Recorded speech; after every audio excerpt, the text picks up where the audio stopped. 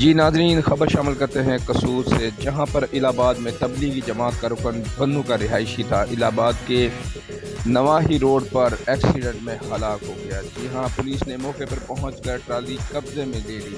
تبلیغی جماعت کے دیگر ارکان اپنے ساتھی کی میت لے کر آبائی شہر روانہ ہو گئے۔ تفصیلات کے مطابق بنو کے رہائشی ایاز خان تبلیغی جماعت کے ساتھ رائے گنج سے خان پور جا رہے تھے کہ الہ آباد کے قریب کوٹ سردار سلیم حیدر پر نماز کے لیے رکے۔